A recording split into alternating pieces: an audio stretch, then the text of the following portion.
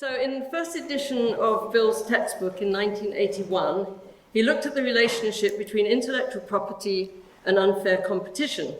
And he took the view that in the 19th century, unlike the United States and Europe, Britain did not develop a discrete law of unfair competition, which protected against misappropriation and other forms of unfair market practices. He believed that to have adopted a broad principle such as unfair competition, and this is quoting him, would have been foreign to the national conservatism of the common law courts. And further, that the judiciary in a parliamentary democracy did not want to be seen to make law or set the rules for competition. When looking at IP rights, including the tort of passing off, sometimes called the law of unregistered trademarks, he suggested that they might one day move into the direction of unfair competition, but that was a long way off. I suggest here that the line drawn by Bill and so many other IP scholars between unfair competition law and intellectual property law has from the 19th century been uncertain and in flux.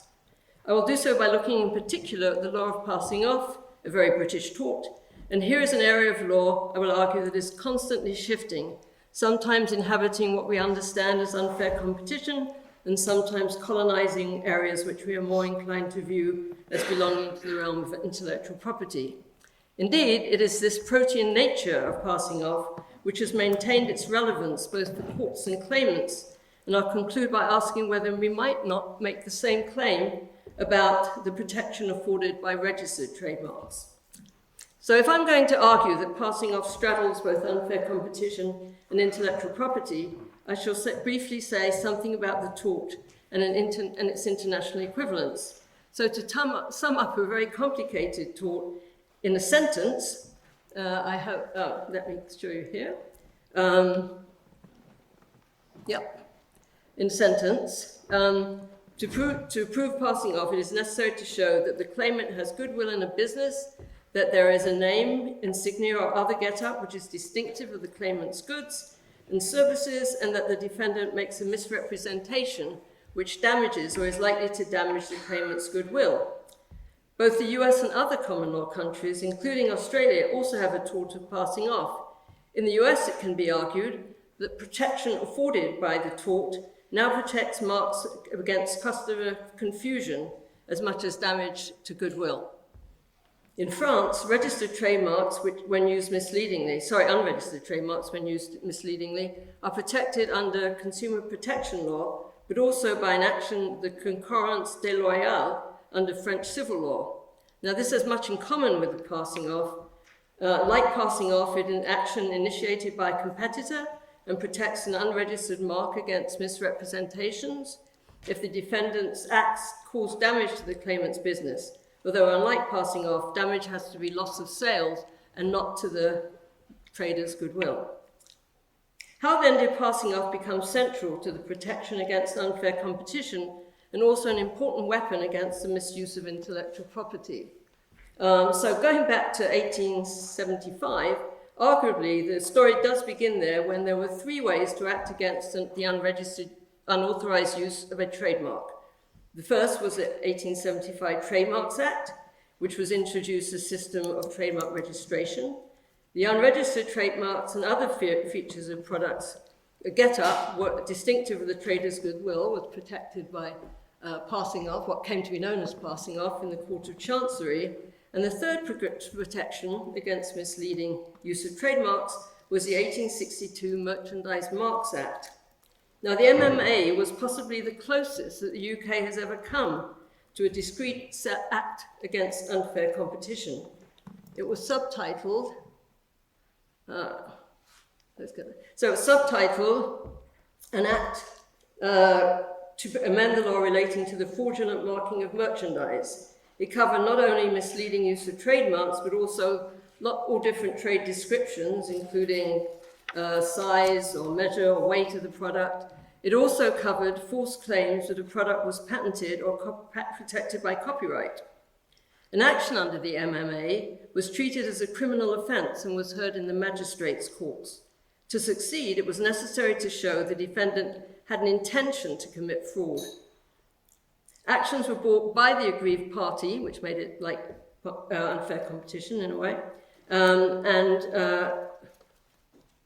like the general run of unfair competition laws which emerged elsewhere, for instance, the UWG in Germany and the Civil Code in France, the protection offered was not against harm to property, but against unfair trading practices.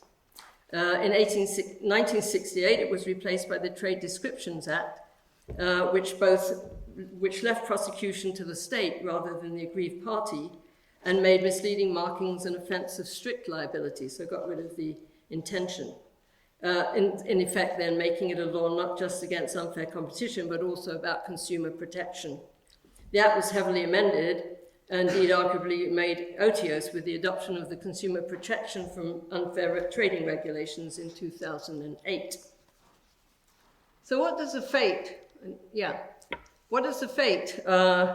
of the MMA tell us about unfair competition and its crossover with intellectual property? Perhaps the most important failing of the MMA, which was underlined by those arguing for a registered trademark regime, was the need for the complainant to prove intent.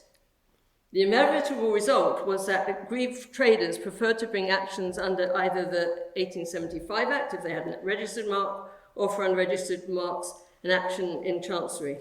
As a result, since the second half of the 19th century, the protection of unregistered trademarks has found a permanent home in passing off.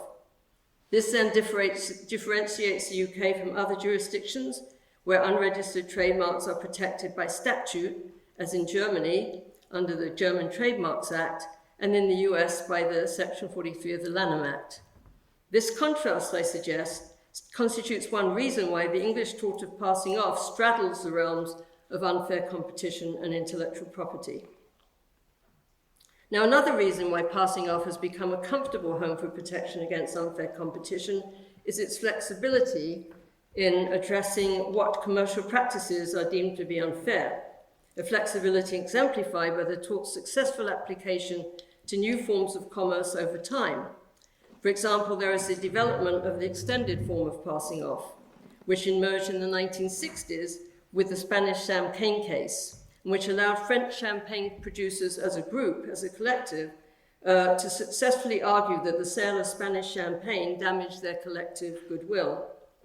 Now, one explanation for the emergence of this particular form of passing off lies in the new mass market for luxury goods, such as champagne, peopled by consumers who the courts reasoned were ignorant of the essential qualities of champagne. In other words, they were too low caste to understand.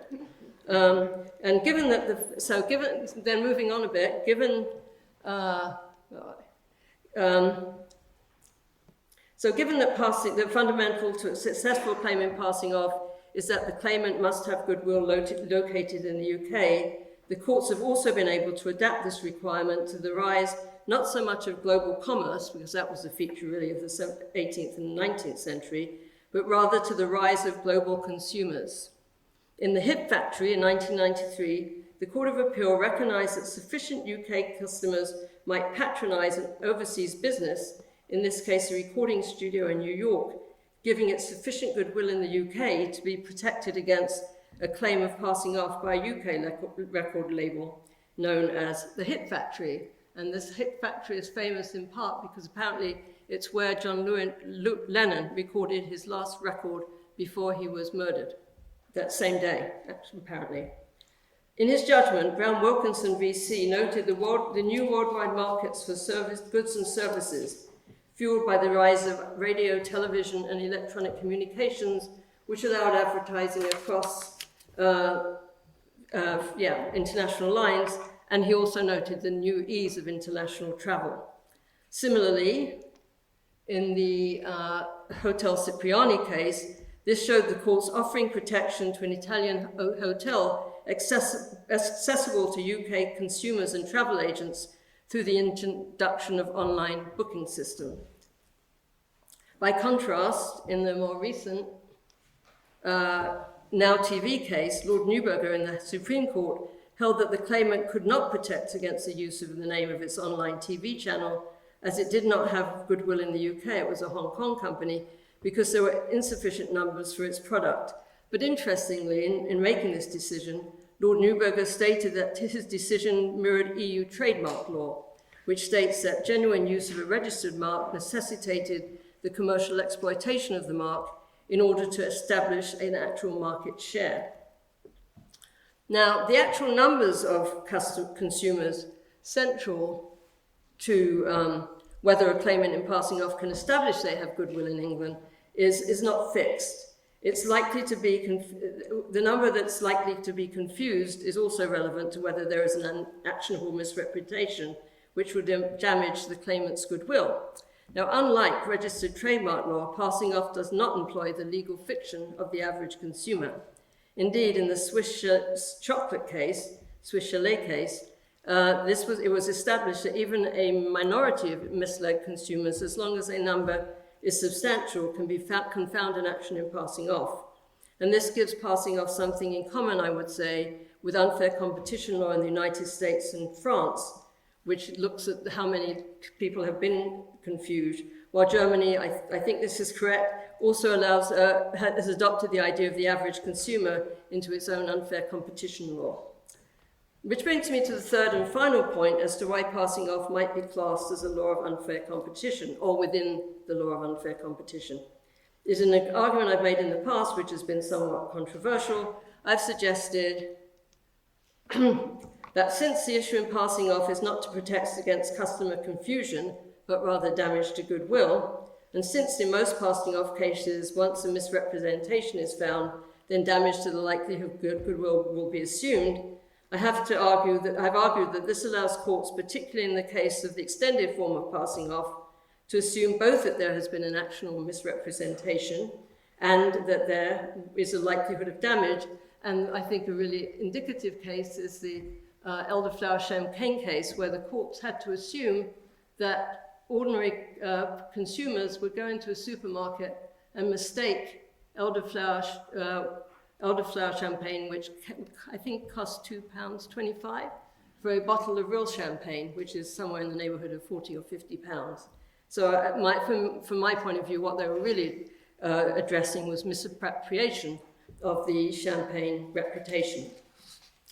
So having made the case that passing off offers one of the few remedies for unfair competition between traders, how do I argue that it is also a form of intellectual property? Again, from noting that the topic of passing off is to be found in every single IP textbook, starting with bills in the UK.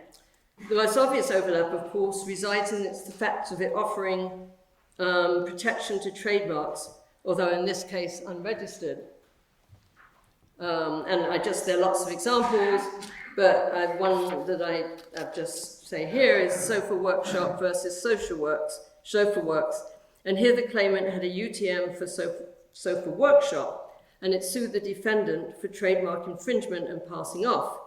The defendant counterclaimed for non-use, arguing that the claimant had used its trademark only in one member state, the UK, and it was settled case law that use of a UTM needed to be broader. Although successful on this score, the defendant nonetheless did not triumph, as the claimant was able successfully to claim that its mark was protected in the UK by passing off. And then my final slide. And my final point goes to my earlier claim that registered trademark law has itself taken, albeit tentative, steps into the realm of unfair competition, thereby blurring its own boundary with the latter. Now, one obvious area of this is, of course, the introduction of a remedy for misappropriation, which is seen as a defining feature of unfair competition law, but there are others. For example, we might consider the fact that a trademark may be declared invalid if it was registered in bad faith, and in the UK, it can not be registered if the registration is in bad faith. The question then arises, of course, what is an accusation of bad faith, but the equivalent of a party acting in an unacceptable way on the market? Indeed, before the leading case of Lint, the UK and a number of other European countries defined bad faith in trademark law as, quote, dishonesty or standards which fall short of acceptable commercial behaviour observed by reasonable and experienced men, and now we might say women, in the area being examined. The definition was overruled in Lint, where finding of bad faith was held to necessitate a subjective motivation on the part of the applicant, which would be proved by objective facts. Remarkably, as the link definition has evolved, the need to find a subjective motivation has, in a number of cases, taken precedence over the need to identify the objective factors which would indicate bad faith. And one of the reasons for that, I think, is inevitable, because the courts now see some behavior by trademark owners as could be in good faith or bad faith. So how do you decide what it is? Well, the only way you can decide what it is by looking at their subjective intent. And furthermore, I'd go on to say that bad faith might also step into passing off unregistered trademark territory. An example is the British case of, UK case of Swatch and Apple. An accusation was directed by Apple at the latter seeking to register the mark "One More Thing," which was something that Steve Jobs said at the end of his talks. Apple brought the case, which I think is really interesting, even though they did not have a registered trademark for "One More Thing." So it comes to sound a bit like passing off, doesn't it? The court, finding for Swatch, opined Swatch only intended a harmless parody and was not, quote, trolling Apple.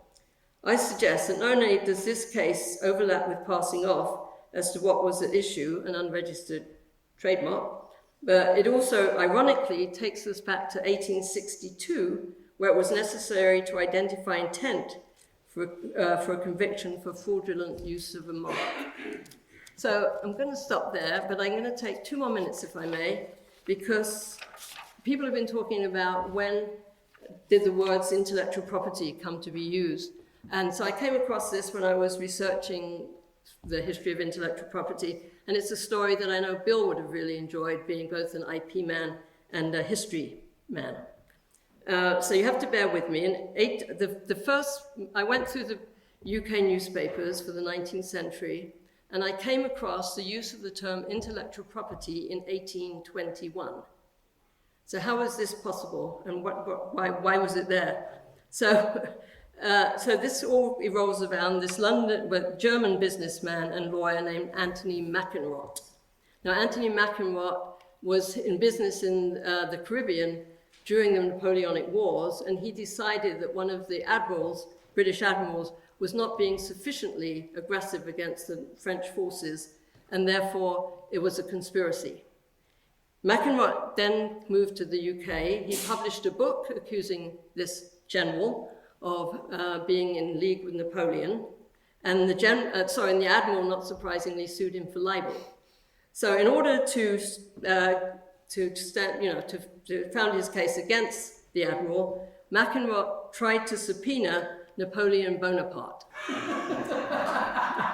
He actually went to the Caribbean and tried to find Napoleon, who was by then on the island of, not the Caribbean, he was on the island of Elba. So he went to the island of Elba to try to serve this subpoena, but he had no luck, unfortunately. So then in 1815, the same year, in part based on the conviction that, I'll get this right. So that same year, he was then convicted of fraudulent making of bills of exchange for something like £8,000, which in those days was really a lot. And he was tried, but found not guilty by what they called at the time reasons of lunacy. And he was then sent to Bedlam Hospital, which is, and many of you may have heard of it, it's very notorious, one of the first hospitals for the criminally insane, and called Bedlam. In the next few years, he petitioned Parliament for his release, convinced that he was only at Bedlam because of this conspiracy against him for telling the truth. And in one letter he sent in 1821 to the Prime Minister, he wrote that one reason he should be released was that he could use his competency to realize a fortune by producing, and these are his words, patents for nautical and agricultural inventions and improvements of the most manifest and easily demonstrable utility and importance, without any funds of my own, would command the capital of intelligent and spirited speculators and shareholders in so profitable an enterprise. For intellectual property is the most noble and unassailable freehold, the practicality of the realization of which is amply demonstrated by the vast real and not imaginary fortunes created by the genius of Messrs. Bolton and Watts, Soho near Birmingham, and others too numerous to detail. So the first use of the word intellectual property that we know about was by a so-called lunatic who was shut up in a lunatic asylum. Thank you.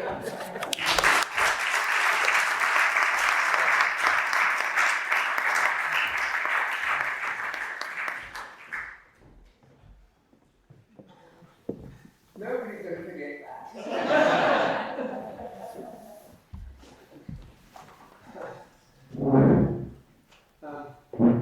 Well, should we press on and get questions at the end? I think it would be better somewhere. Right. So, Tanya, you're next. Back to Australia. So this is an answer to what we explained.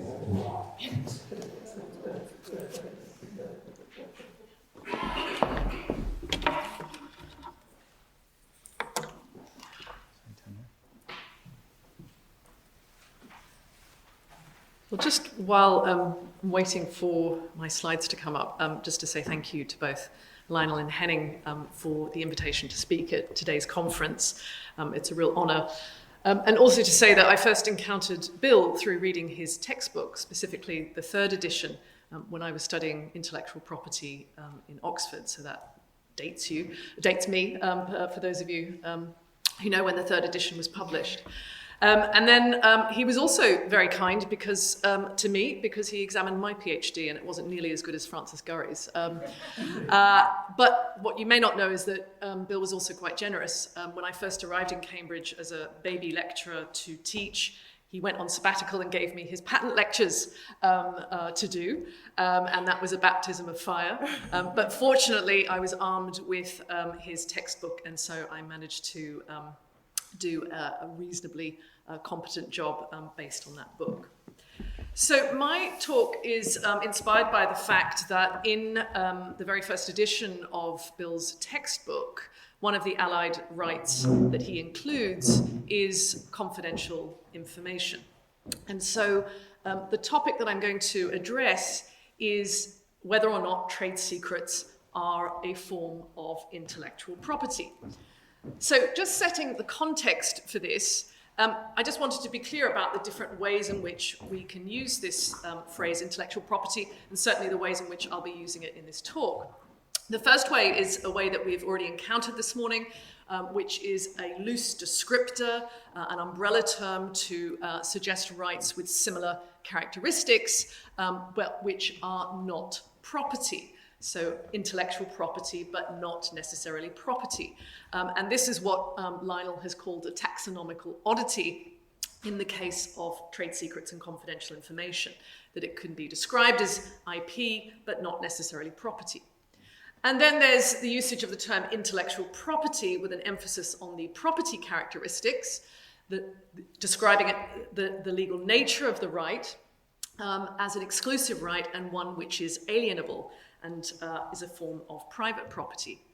And then thirdly, a way in which IP can be used is as a fundamental right. So describing it as a fundamental right, a constitutional right, a human right, and this is a public law characterization, which is primarily to protect against state expropriation, but we have seen with human rights jurisprudence that actually it can have horizontal effects between private parties.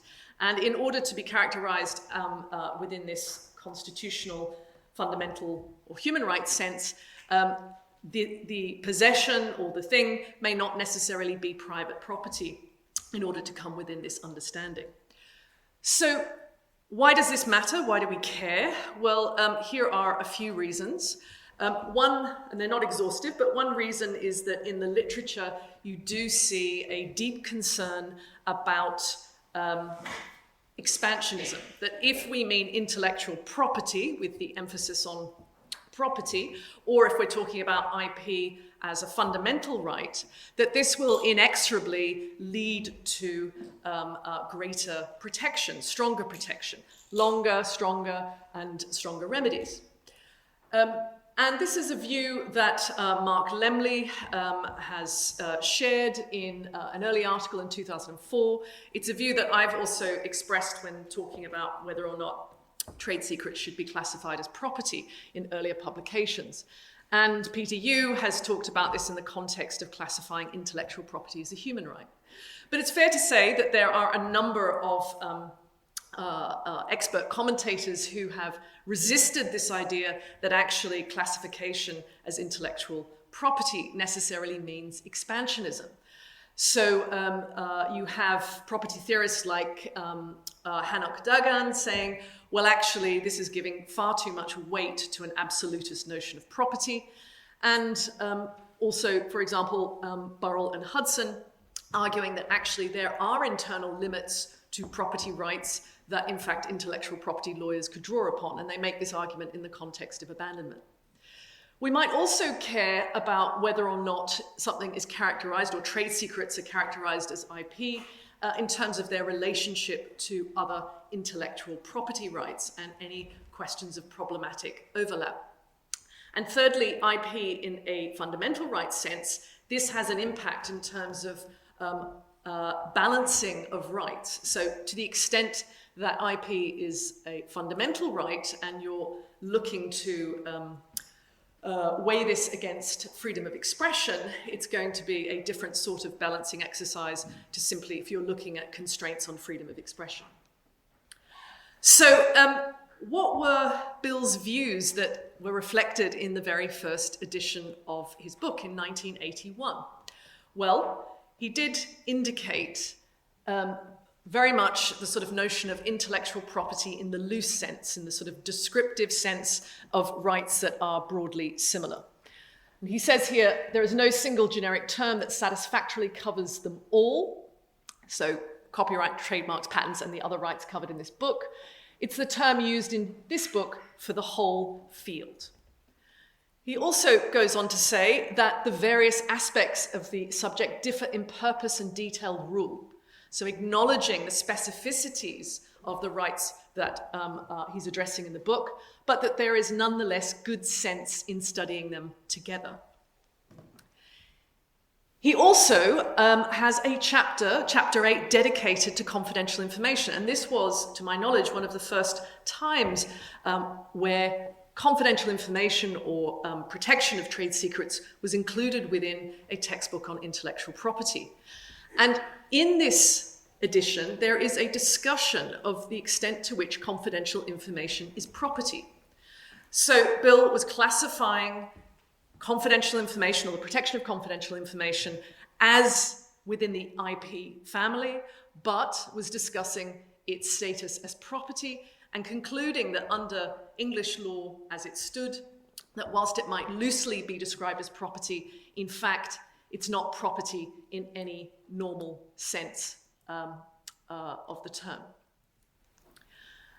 In subsequent editions, the same approach is adopted, but we do see this sort of additional description in the third edition, where he identifies one characteristic that's shared by all types of intellectual property is that the rights granted are essentially negative. They are the rights to stop others doing certain things. So that was the sort of golden thread that he pointed to.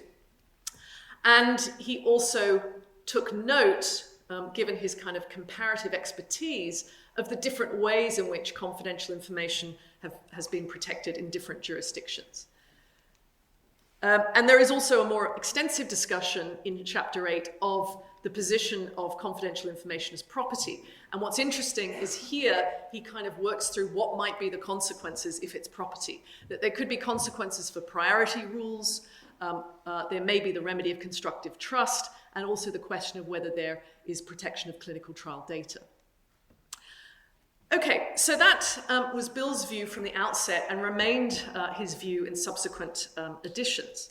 What I want to do now is look at the way in which trade secrets are classified under both UK and EU law. So let's start with IP as a fundamental right. And actually, this was one topic that Bill didn't address in his book. The first thing to note is that there is no Strasbourg authority on whether or not trade secrets are possessions within Article 1, Protocol 1. The case that is often relied upon in order to try and analogize is Anheuser-Busch and Portugal, which was about whether or not an application for a trademark was a possession within Article 1, Protocol 1. And it was accepted by the Strasbourg court that it was. Why? Because the court held such applications may give rise to a variety of legal transactions, such as a sale or license agreement for consideration, and possess or are capable of possessing a substantial financial value. So it is possible to argue that in terms of trade secrets or confidential information, there are financial interests in the use or transfer of trade secrets sufficient to characterize them as possessions. And indeed, the English Court of Appeal went so far as to recognize confidential information as falling within Article 1, Protocol 1. I've argued to the contrary, in part because at domestic level, confidential information is not protected as a property right, but also concerns about where this may lead us. Now, if we turn to the EU Charter, we see explicitly that intellectual property shall be protected. Is it self-evident that IP includes trade secrets? Well, we could argue not, because actually there are many countries in which the IP label is not used for trade secrets. And there's no clear articulation in EU secondary law that intellectual property always extends to trade secrets. On the other hand, there are instances where it does. So this point is unclear. So there's a question mark as to whether it is classified as a fundamental right. Now, if we turn to this question of is it intellectual property in a loose sense or intellectual property with an emphasis on property, I would argue that it's most definitely intellectual property in a loose sense. We can take support for this from the TRIPS agreement, the fact that Article 39 refers to protection of undisclosed information in the course of ensuring effective protection against unfair competition as provided in Article 10 bis of the Paris Convention. So this link to unfair competition is very clear. And as well as that, when you look at the wording of Article 39.2 of TRIPS, you see that there's no mandate for exclusive rights, and there is no reference to right holder or owner or successor in title, as one sees in other parts of TRIPS when talking about copyright, trademarks, and patents. We can also draw support for this view from the Trade Secrets Directive, so the harmonizing directive of the EU that was adopted in 2016. If we look at recital 2, we see that trade secrets are described as a complement or alternative to IP rights. As well, recital 16 indicates that in order to foster innovation and competition, the directive should not create any exclusive right to know-how or information protected as trade secrets. The directive refers to trade secret holders, not owners. And in terms of the infringing acts or the unauthorized acts, it's very much tied to a notion of honest commercial practices, clearly linking back to Article 10 bis of Paris. But we do see that the remedies provided for in Articles 6 to 15 are very similar to the remedies in the enforcement directive. But the reason why, one of the major reasons why this directive was introduced was precisely because the Commission did not think that trade secrets fell within the scope of the enforcement directive. But we do see a very similar range of remedies with just a couple of omissions. We see a reference to infringer and quite a broad notion of infringing goods. And we also see a reference to exceptions. So these aspects point to more of the intellectual property with an emphasis on property characterization. But I would say that it still doesn't. It still leans more towards IP in the loose sense, because particularly, say, with exceptions, they're not really talking about exceptions in the sense that we see for patents, copyright, etc. Rather, it's this sort of bizarre provision that says that certain remedies will not be available in the following cases. And it's only the title that refers to them as exceptions, but they're not crafted as exceptions as such. And then we can point to, at least in England, a vast array of cases, and only some of them I have cited here, where it's both the case that confidential information is classified as intellectual property, but not as property. Many more cases on the fact that confidential information is not property. And most recently, Lord Justice Arnold in Thaler, in the Court of Appeal decision, reiterated this. But we can trace this view back to the Boardman and Phipps case in 1967, to which Bill referred to in his first edition. But equally, we've seen some English courts treat confidential information as intellectual property in this looser sense when thinking about the remedies that ought to be available in the particular action. And then finally, textbooks and scholars. So whilst I didn't look back at all of the textbooks on the market, I did a sample, and in this sample, you see that all of the authors include trade secrets or confidential information in their discussion of intellectual property law. And a recent book on property aspects of IP by Professor Rongstad does indicate that although there are structural differences with intellectual property rights, trade secrets law nevertheless has some aspects in common with real IP. There goes my timekeeping. So, I wanted to just briefly engage into thought experiments. So far it seems that descriptively, it's the case that trade secrets are IP but not property. And in terms of whether trade secrets are a fundamental right, there's a question mark. So what about if we treated trade secrets as a fundamental right? Let's start with that thought experiment. Well, if we treated trade secrets as a fundamental right, if we didn't treat trade secrets as a fundamental right, then the consequence would be that actually the Article 10 right of freedom of expression, or I forget which provision it is in the Charter, it might be 21, would be given greater weight. If you look at Article 10.2 of the European Convention on Human Rights, you see that the exercise of freedom of expression can be subject to restrictions, including for preventing the disclosure of information received in confidence. So it is the case that there's the right of freedom of expression to the extent that it clashed with trade secrets or confidential information. It wouldn't be a balancing exercise so much as looking at whether upholding a duty of confidence was a justified interference with someone's Article 10 right. And so I think that gives it greater weight, possibly even presumptive priority. But if we treat trade secrets as being a type of fundamental right, as falling within Article 1, Protocol 1, or Article 17.2, then actually what you have is a balancing exercise that we've seen occur quite frequently, particularly between Articles 8 and 10, but also to a lesser extent or a less satisfactory extent between copyright and freedom of expression. So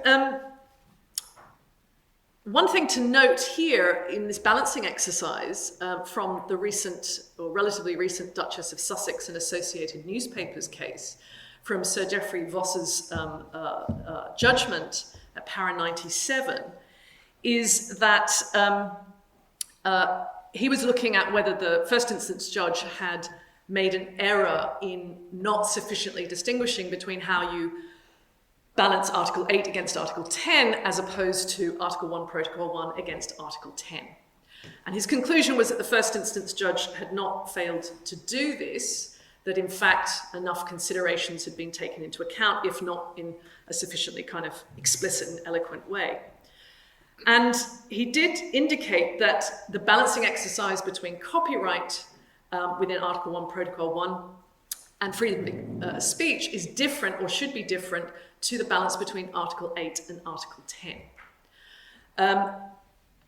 Precisely what that difference is, he says less, but what he does indicate is that you would look at the type of property involved with copyright, how original, how expressive in that balance.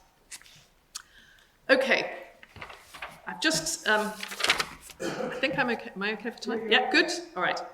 So then the other thought experiment is treating trade secrets as intellectual property, moving it from this loose descriptor of a broad family to actually being a type of property right. And this is something that I have previously argued against, but I wanted to revisit this to see whether I still thought that should be the case. So, what would be the advantages of treating trade secrets as an intellectual property right? Well, I argue that actually you could then get rid of the requirement of secrecy, because actually the whole idea of turning it into a property right would be to make it more easily tradable, transferable, etc., that it would be encouraging the dissemination and trading of it on the marketplace, and so a requirement of secrecy wouldn't make sense. So in fact, that would fall away, and what you would focus on is commercial value, the commercial value of the information. It would make exploitation more straightforward. At the moment, there's all, at least under English law, there are all kinds of sort of legal artifices that we create through contract in order to assign or license confidential information. But if it was treated as a property right, then actually the question of assignment and licensing could be more straightforward, and we could have priority rules apply. An argument that has been raised elsewhere is perhaps treating it as a property right may help encourage its sharing. And this was certainly an argument that was behind the failed data producers right. The infringing acts you would see defined as use or disclosure without consent, rather than having to piggyback onto unlawful acquisition or breach of an existing duty. And you could look to regulate uses that are non-infringing through clear exceptions, clearly articulated exceptions, which then would have to be reflected in member states' laws. Whereas at the moment, member states have implemented Article 5 on exceptions in very different ways, either as part of the scope of the right, as a sort of exception, proper exception, and as a restriction on remedies. And the full range of remedies would be available, although we might say this is virtually the case now with a few omissions. But we would have to, and this could be a positive, we would have to regulate term. We could opt for a very short term. We could have a very short term of protection, although the question is, how would we measure this? Would it be from the point of creation or publication of the information? What are the disadvantages? Well, I think the disadvantage, a key disadvantage, is that removing secrecy as a core requirement would require greater specificity of the information being protected. And this is difficult. We have seen it to some extent with the database right and the definition of database. But we've also seen that with the database right, linking it to substantial investment has been a rather amorphous concept, and one which lends itself to a fairly low threshold. So we could try and have a higher threshold, although how that is implemented is, there'd be questions around that. I think entitlement, if we're going to start talking about owners, we'd still have the difficulty of identifying who it should be. So the producers of the information, the persons responsible for collecting the information, the person behind the investment, which generates the information. This we would need to determine. And again, I'd refer back to, with the failed data producers right, this sort of issue and this sort of issue were both criticisms of that proposal. I think the risks of infringing could greatly increase. One advantage of trade secrets is that the secrecy requirement does signal does give some signals about what can and can't be used because of the need to take reasonable steps to maintain secrecy. And that those are better signals than simply commercially valuable, given how broad commercially valuable has been interpreted.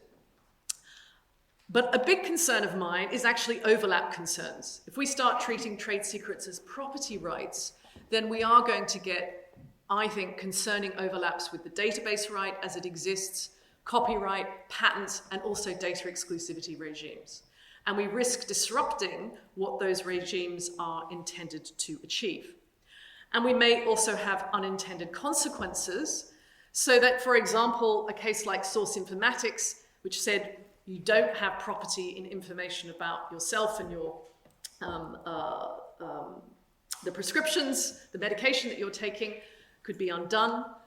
We might see difficulties in how former employees are regulated and what they can and can't share in their next place of employment.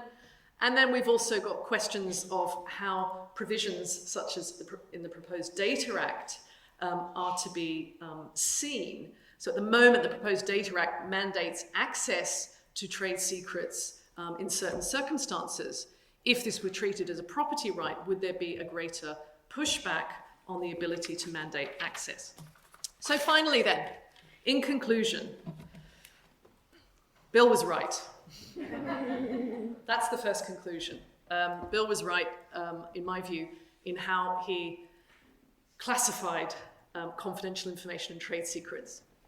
The second point I wanted to make is that intellectual property, treating it in this loose sense but not as property, means that we avoid the disadvantages of property and the challenges that this brings, but broadly considering it as part of the IP family enables us to think about it in relation to other IP rights, and that this is actually really crucial with the protection of trade secrets. We need to think about it in the context of these other rights. On trade secrets as a fundamental right, here I've put a question mark because in terms of my own thinking, which previously has been definitely not, it may be that a court will subsequently recognize it as such. And then I think if that's the case, it's really important that in any balancing exercise, the type of property right that it is for the purposes of fundamental rights is taken into account. And there isn't just a sort of blanket notion of property versus freedom of expression. Thank you.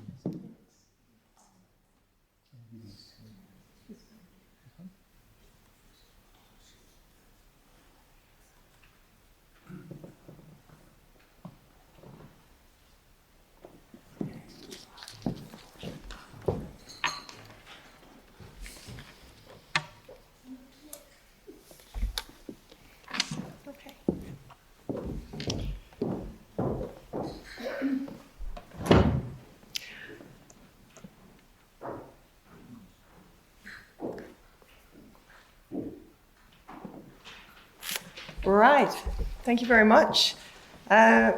So, at the heart of my talk today is the IP family. And that's because this is an event for Bill Cornish, and Bill was a family man in several senses. He had Lovedie and their 3 children and a handful of grandchildren, several of whom I had the pleasure of meeting. He also created an IP family at ACHIP in Munich, in Adelaide and Melbourne, Warsaw, and of course, London and Cambridge. And like me, many of you here today are part of Bill's family.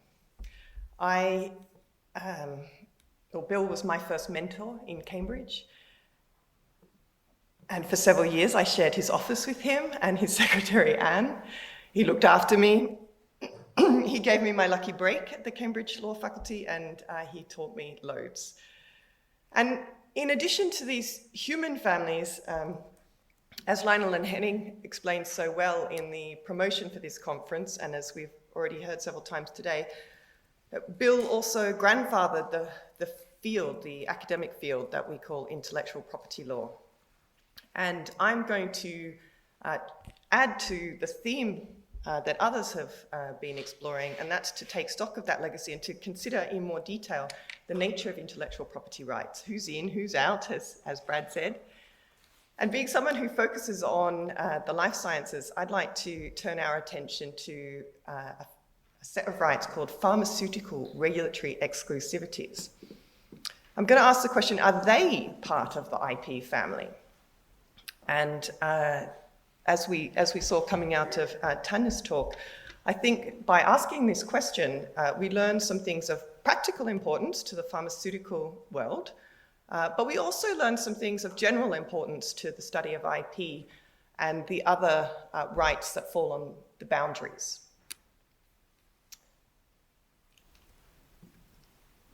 Okay, so my contribution today is going to be modest and at times a little lighthearted. Part of my talk will be to, is this going to, yeah, that's good, to make a case for why the question matters.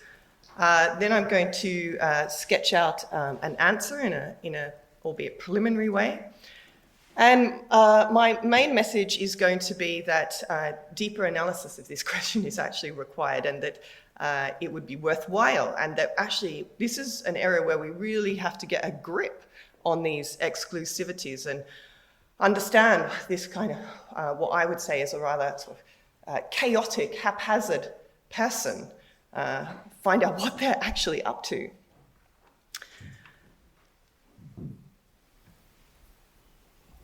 So,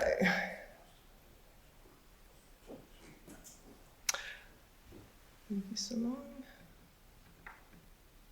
All right, so despite being around since about 1965, people outside of the life sciences generally know very little about pharmaceutical regulatory exclusivities.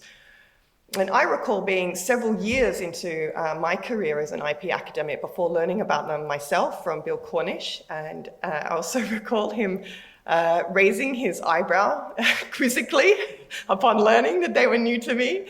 He was the master of the single eyebrow raise, saying so much with so little.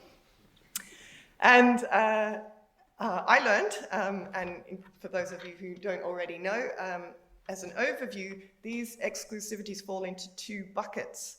We have first the data exclusivities, and these reward the drug developer by protecting the clinical trial data that they submit to the medicines agency in order to get first approval. Because they're first with a new medical entity, that becomes a reference product. And during the period of data exclusivity, the agency is not allowed to use that data to help authorize a generic competitor. So in effect, the data exclusivity helps keep the generic off the market, and so it's an indirect market exclusivity. The second type is direct market exclusivities, and as the name suggests, this is a period of time when the drug manufacturer has sole rights to market the authorized drug, even if a generic drug has been authorized, and regardless of whether they have patent protection at the time. So an interesting thing about these pharmaceutical exclusivities is that there's quite a lot of them and that they vary around the world. And I've got a few examples for you. I'm going to have to rush through them quite quickly so I can get onto other stuff. But one example is that after the first authorization of a new medical entity, you get 8 years data exclusivity and 10 years market exclusivity. These run concurrently, so they're called the 8+2 exclusivity. Another one is that you can get an extra year of market exclusivity if you identify a new medical indication for your drug within some time conditions. And so this leads to the moniker 8+2+1. A third example is one you've probably heard of, the Supplementary Protection Certificate, which if going through the medical agency's processes erode the time your patent has on the market, a loss of more than 5 years of that time on the market is given an additional 5 years, and there's some sort of complicated calculus that takes part.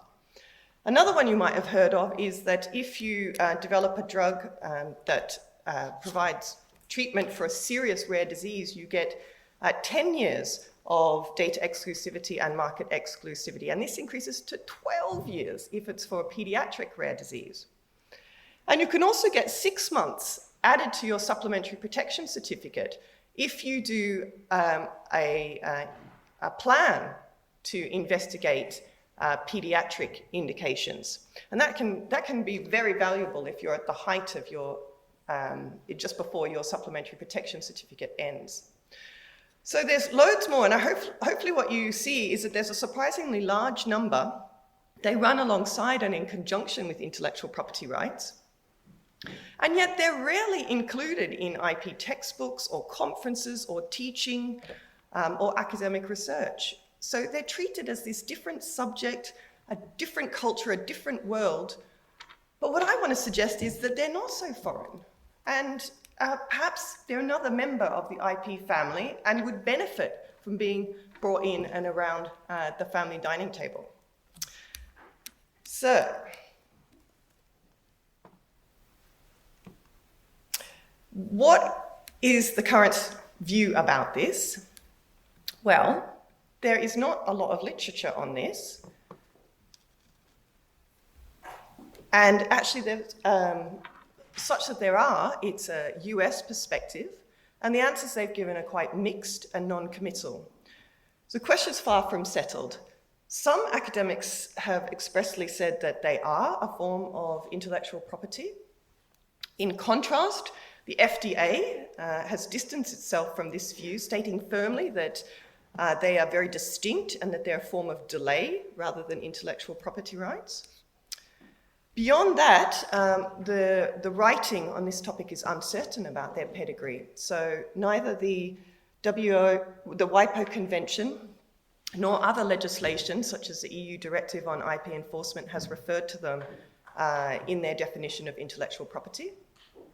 And surprisingly, there's not much mention, or there's no mention of regulatory exclusivities in the leading contractual templates for the life sciences sector.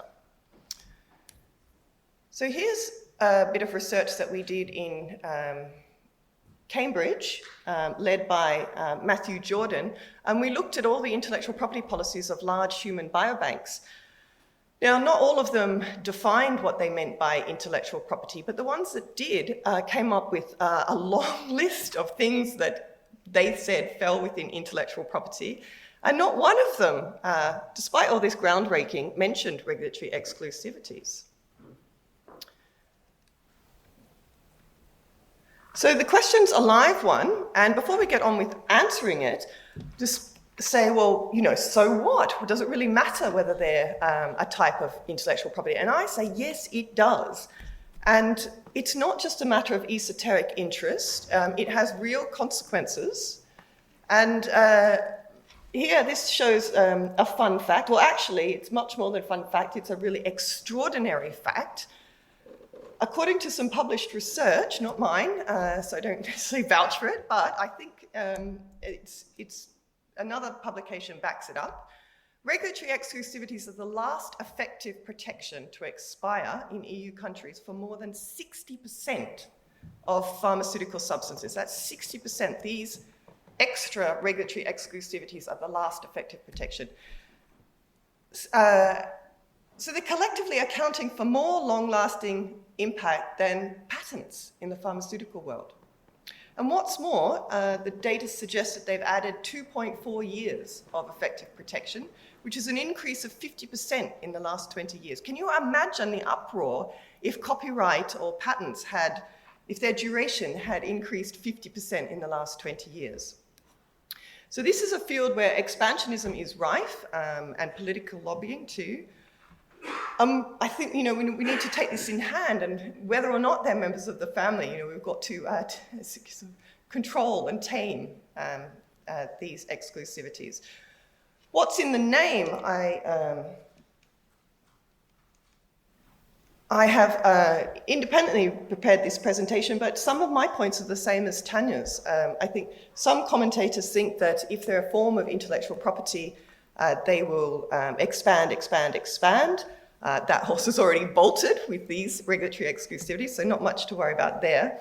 They're also concerned that attitudes could be biased towards making them a more kind of absolute type of property, that they might qualify for fundamental rights protection, that they would fall under the Enforcement Directive for Intellectual Property, and contractually, actually, it would be clearer how to deal with them in provisions under material transfer agreements and the like. On the other hand, if they're not intellectual property rights, then we need to think a little bit more about their enforcement potentially, and have another look at the way that we draft contracts about these things. So that's what's at stake. So what did Bill have to say about this? Well, it's funny, we also quite a few of us have gone back to Bill's original textbook, and this is the front cover of it.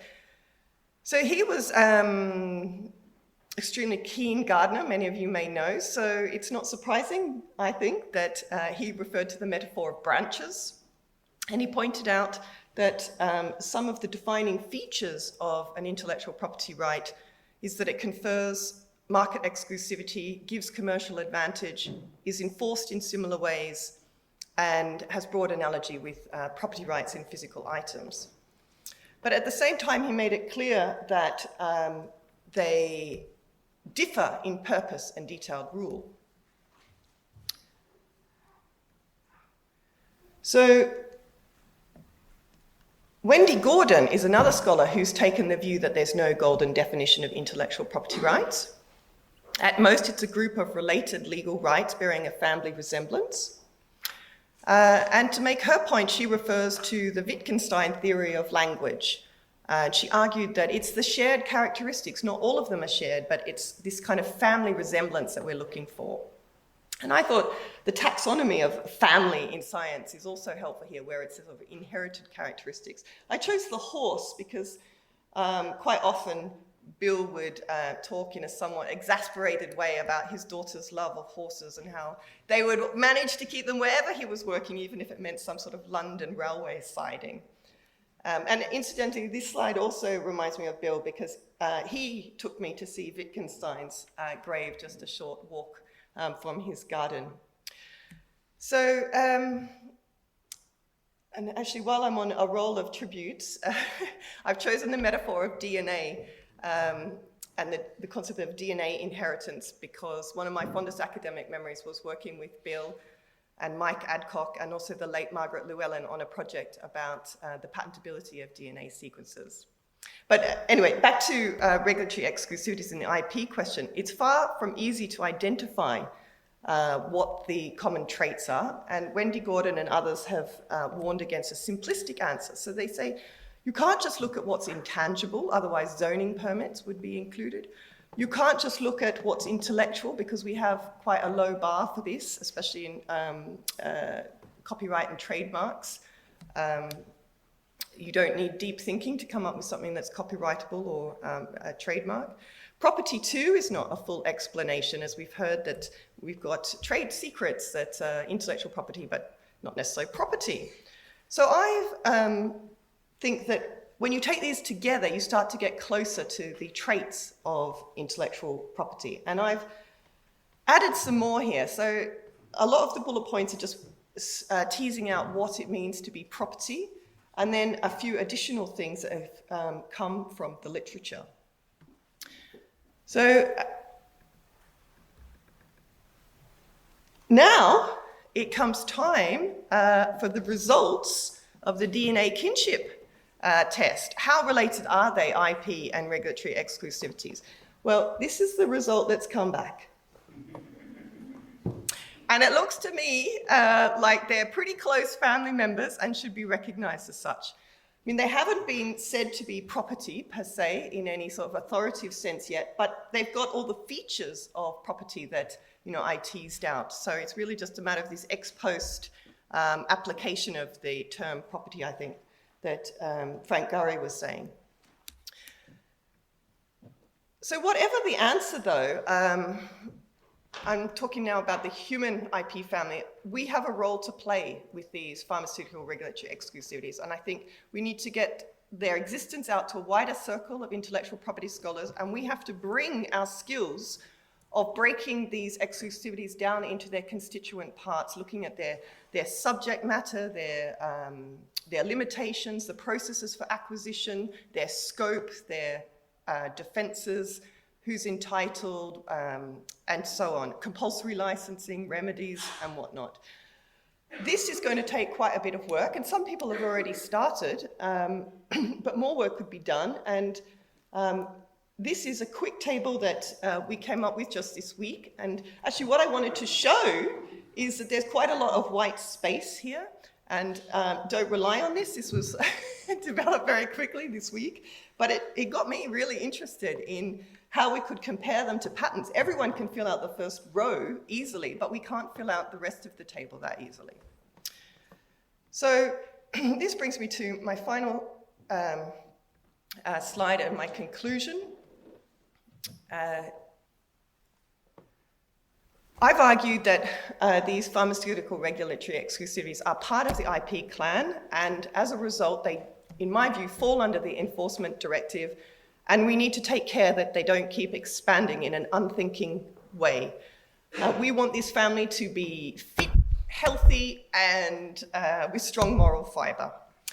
And to round off, I have a photo here of people present and past who've been part of IP and life science clans at Cambridge, and pride of place is given to Bill. Thank you very much.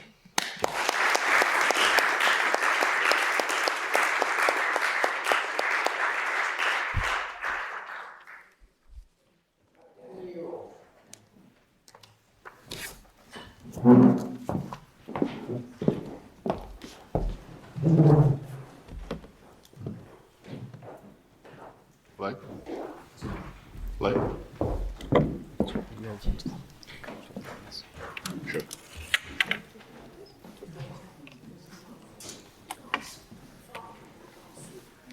That's comfortable.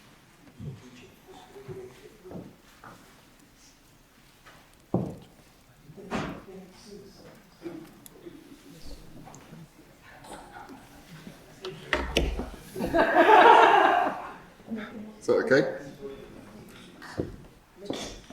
So, can I first thank Lionel and the Cambridge faculty for this invitation to reflect on and honour the work of Bill Cornish, and actually pass you first of all congratulations on your honorary King's Counsel in which you followed Bill.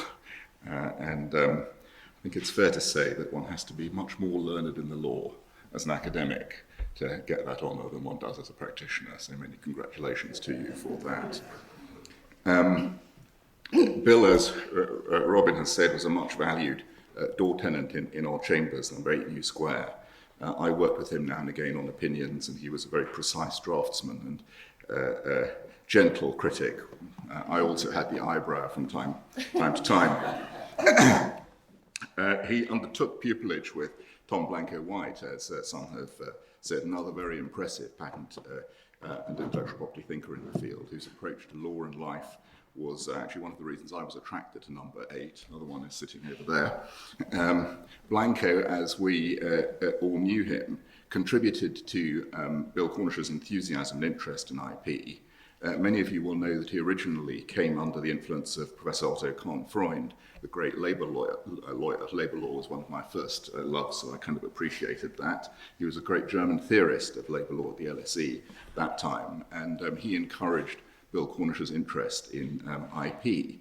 In one of the interviews that he gave, Bill Cornish gave in the Cambridge archives, he said this: Professor Colin Freud at the LSE saw it as one of the fringe subjects to which he was attracted, and as a consequence he invited from the bar the one man there who wrote independently and critically about the evolution of IP rights, particularly in his book, which was entitled Patents for Inventions and Registered Designs. That was, of course, Tom Blanco White, to give some extracurricular lectures on intellectual property.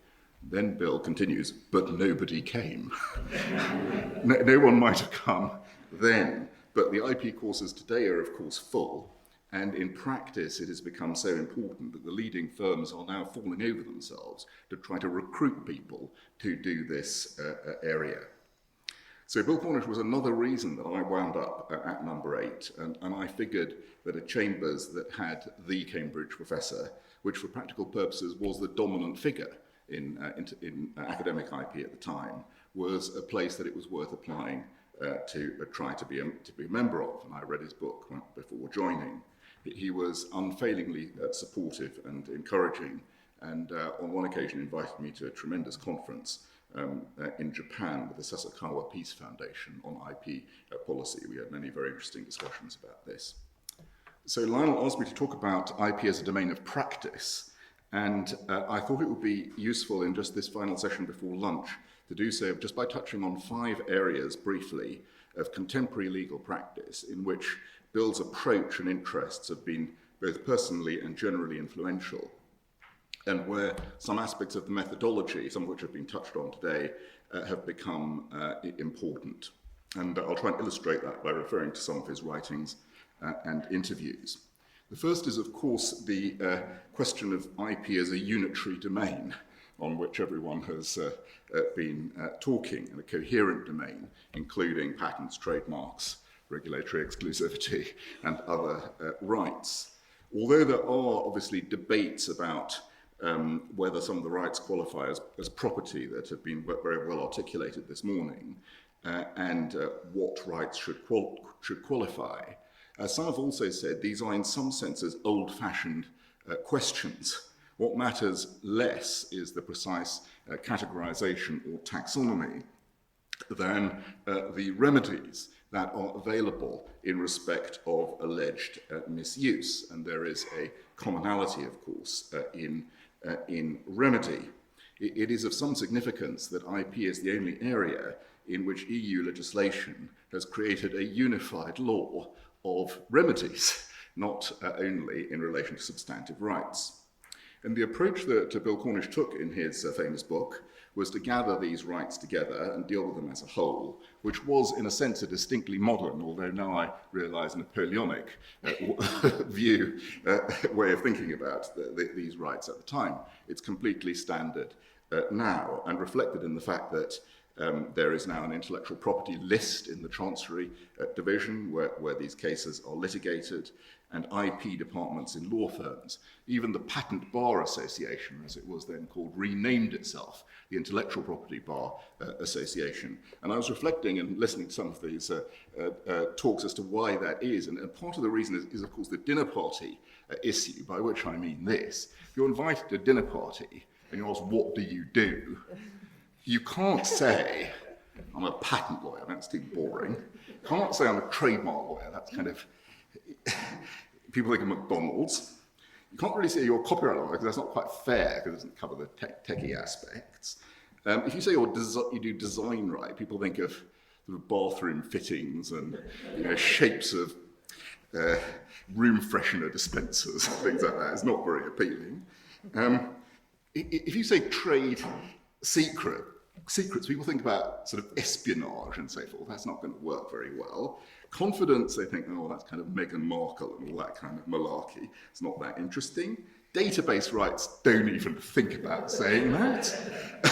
Plant breeders, yes, now we're talking, because I'm quite fond of gardening as well. Yeah? But for most people, if you say that, they think of Syngenta or grain silos or something. But they're not thinking of Gertrude Jekyll and sort of the great gardens of the 20th century. So it's totally useless to refer to these specific rights. Industrial property, well, that sounds like smokestacks and oil. Places where Beyonce and Ed Sheeran are never going to go. So let alone you're going to meet them there. So really the only option is intellectual property. And the beauty, of course, of that is that if you say that you're an intellectual property practitioner, people think you are really clever, really creative, and really rich all at the same time. What's not to like? So don't ever change the categorization, and if I may say so, bring much more into the fold. Okay? So, but more serious point that, to which this relates is this. There is a de-siloing effect, if I may put it like this, of Bill Cornish's approach. And that is actually of substantive significance in practice. Some of you who are familiar with his book know that the work starts after the general chapter with remedies on enforcement of rights. That's the first substantive chapter. Now, that is partly because he writes that these rights are facilitative in character, as is much commercial law, and they depend for their effectiveness on the degree and speed and, of course, cost with which they can be enforced. So he discusses right at the outset who the claimant should be, who potential defendants should be, who is liable for secondary infringement or for joint tortfeasorship. You think, wait a minute, what's going on? This is a book where the concept of joint tortfeasorship is discussed before you even discuss what the torts are in the first place. But from the perspective of practice, that's what people want to know. They want to know, who can I sue? And how many people can I sue? And if I can't sue that person, even if I can sue that person, I don't want to sue that person. They don't have any money. I want to sue that person because they've got a lot of money, even though I don't really have a claim against them. But can I bring them in? So that kind of way of looking at things, which I think Sir Robin would probably recognise from his time in practice, is the way of thinking about the utility of these rights in practice. And it's a very, very important way. And people think about this as merely an academic way, a practitioner's way of thinking about it. It's not. It's also very important if one's thinking about this as a theoretical aspect of IP and thinking about the economics of IP, to think about these issues of remedies. And so one of the issues that is, I think, important for this conference is to think about the areas of research that are useful for practice. Well, that kind of area, which Lionel Bentley has been writing on with Sir Richard Arnold in relation to remedies and injunctions recently, really important. More can and should be done about that. So that's the first kind of area of unification. And just to show you where that has real, where the rubber hits the road with this kind of thing. Yesterday, one of the leading decisions was given in a case I was involved in on FRAND. People may know about FRAND cases in patents to do with collective licensing of patent rights for standards essential patents in telecommunications, following the Supreme Court in Unwired Planet and Huawei. Now, why have the English courts got to do this? Well, actually, it's because of a confluence of things. One is an understanding of how collective rights licensing works in practice. So the judges in England have got experience of doing copyright tribunal work. So if you think about transferring that kind of set of skills over to patents, it seems absolutely natural. Equally, they understand the importance of enforcement of the relevant rights. So, and the development of flexible injunctions, flexible relief, in order to foster particular public purposes. But the legitimacy of that approach relies on two pillars. One of them is, of course, that it's absurd to grant injunctions to say you shouldn't be infringing these patents without providing some kind of dispute resolution mechanism or approach to say, well, okay, if you do go through that procedure, there is a fair remedy, then in those circumstances, if you pay, you won't be injuncted. But equally, the other way around, if you have a determination of what fair licensing terms are, there's got to be some mechanism of enforcement. So the confluence of those two ideas, one of them, of course, is embedded in the kind of copyright collective way of thinking, and the other one is embedded in the kind of patent way of thinking, are necessary to come together. And so intellectually, as well as practically, the Cornishian approach is one that is of real importance in actually developing real remedies. Second aspect is, of course, the international and comparative law aspect. I'm not sure what he would have made of the fact that probably practitioners now know less of what's going on in Commonwealth jurisdictions than they once did, partly because, of course, European laws, IP law has been so much Europeanized that has been marginalized to a degree. But it is an important aspect of development of jurisprudence. And if I can just highlight this, and actually highlight also this as an important area of potential academic study, shortly before Brexit, we were having an editorial meeting on the modern law of copyright, which we do in Chambers, and wondering how we deal with the fact that we needed potentially to refer to other European jurisdictions' case law in the same way that one would refer to Australian case law, Singaporean case law, and so forth, as relevant to interpretation of principles of copyright law. How on earth are we going to do this? Because practically, in a language term, one might say one of the benefits of Brexit, perhaps the only benefit of Brexit, is probably we don't have to do that anymore. But the issue of bringing in concepts and approaches of determination, not just at the CJEU level, but at national court level, where you've got very important decisions being done, is one that I think is absolutely essential to the development of UK jurisprudence in a sensible way, even after Brexit. And there is work to be done by the academic community, I think, in this area, how one approaches interpretation. I was charged with the task of writing the chapter on how to approach interpretation of IP law after Brexit in the light of what's happening with the retained EU. I thought, oh God, I really wish I didn't have to do this. I wish one of you guys out there had already done it. I could just say, please refer to this chapter on interpretation. That's all done. We can just incorporate that in copyright law. This is directly relevant, potentially, though, to practice, because it's those kinds of things where there's an intersection between academic work and practical work, practitioner work, where the combination of the two is really very, very important. Of course, one of the things that's very important here is Germany. And you know Bill's connection with Germany. There's a wonderful picture of him playing the harpsichord at Professor Bayer's retirement concert. He was a great musician, Bill Cornish, as well as many other things, which I think is a kind of epitome of German IP civilization at the Max Planck Institute. It was very influential in his thinking. And of course, German thinking in patents particularly is going to be even more important in the UPC. And I think Bill would have had something very interesting to say about that. That has practical impact as well, because the court, the UPC, is going to need to work out what to do in procedure particularly. The English courts address issues like the German injunction gap. We don't know exactly how these issues are going to be resolved in the UPC.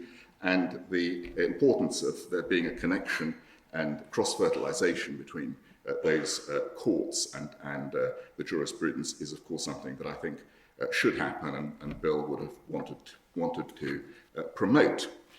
That brings me to the third point.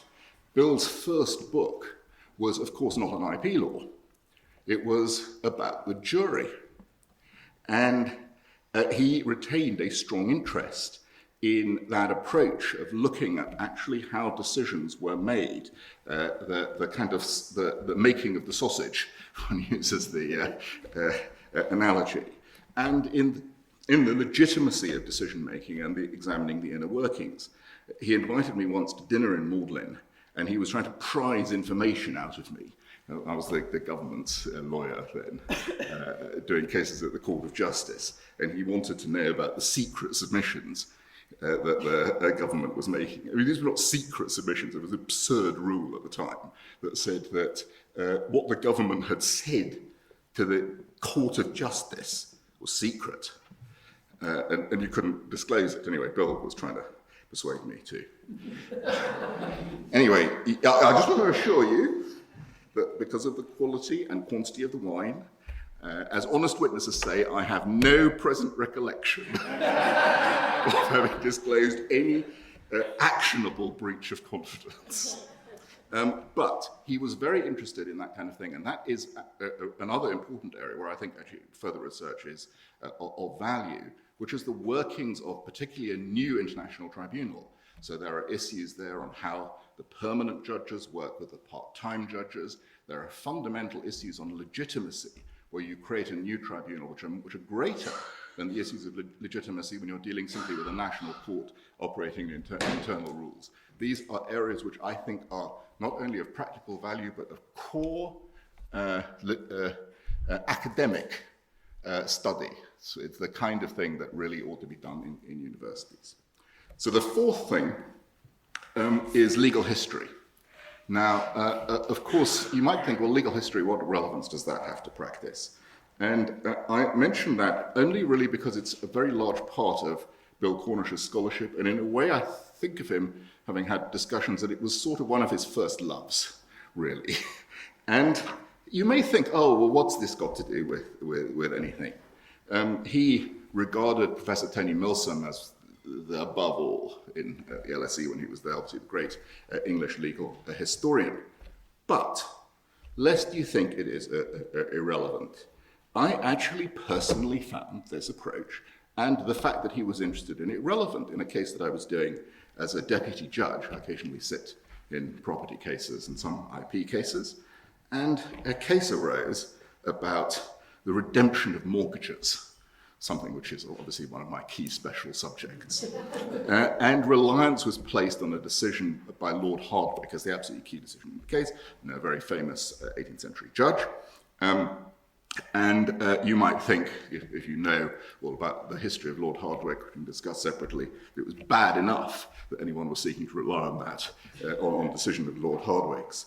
But I spent actually a very happy weekend, it was a weekend because the decision was required urgently, looking at Baker and Milsom and thinking, oh, this is a Cornishian approach to life, trying to work out whether, from the perspective of 18th century property law, this decision was just a kind of isolated decision on its facts, or whether it reflected something that was intended to be a fundamental principle of English law relating to how you could redeem mortgages and stop interest running.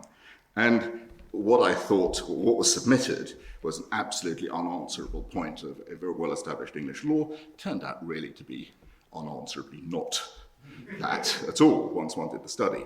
And so that approach, which others have also adverted to, and which Lionel's work has actually highlighted, is one can't assume stuff, and one can't assume stuff in IP either in some important areas.